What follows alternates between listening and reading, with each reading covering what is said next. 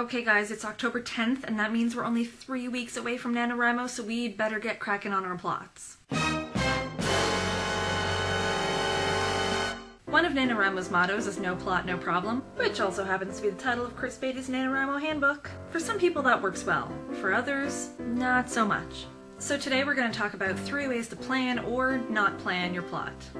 Number 1, the unplot. It's November 1st and you have no idea what to write. Maybe you couldn't decide on a plot, maybe you didn't have time to come up with a plot, or maybe you just like diving headfirst into NaNoWriMo without a life jacket. Whatever the case may be, it's time to start writing. So what do you write? You could pick a random topic and just run with it. You can eavesdrop on people at your favorite cafe or restaurant and base your plot around their conversations. You can start with a single character and write your story around them. You could take on a few dares from the nanowrimo.org forums. You can let the internet choose your plot by posting 3 plot twists a week on the social network of your choice and then writing whichever gets the most votes. As you can see, there are lots of different ways that you can start from scratch on November 1st. But what if you're just not comfortable jumping right in without a plot? Number 2, the pseudo-plot.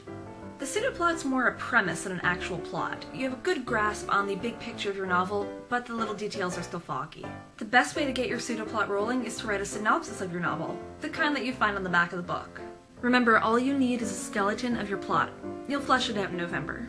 When it comes to characters, only plan what you can remember without writing down. Just the names, ages, and a few basic details about their lives. I also find it really helpful to pick people to play my characters in my head. That way I can easily imagine how they look, sound, and act as I'm writing. For example, the protagonist in my zombie apocalypse novel is going to be played by the creepy but brilliant Michael Emerson. As for your setting, again, you want to keep that simple. What city does your story take place in? What year is it? What season? And here's a really sneaky tip. If you use your own town for the backdrop of your novel, everything's already there for you. No planning necessary. Now, if you still think that you need a more solid plan in place before NaNoWriMo begins, number 3, the mother of all plots.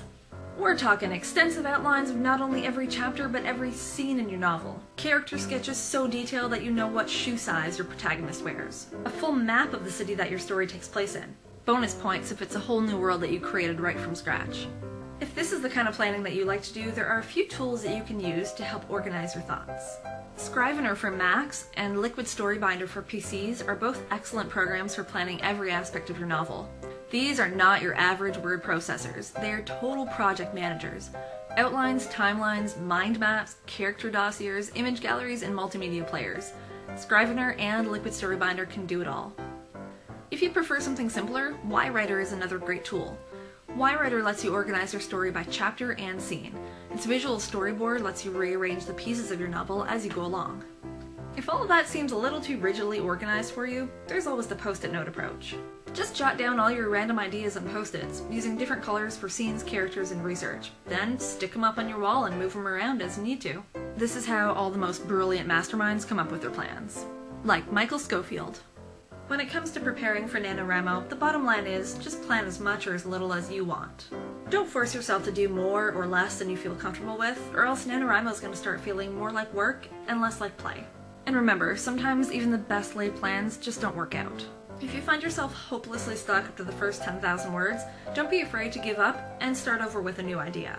Leave a comment and let me know how you planned for NaNoWriMo, because I can always use some help. Next week we'll talk about how to survive the craziness that life becomes during NaNoWriMo. Subscribe so you won't miss it. Enjoy your week, Ramos! You can take on a few dares from the Ramo... what?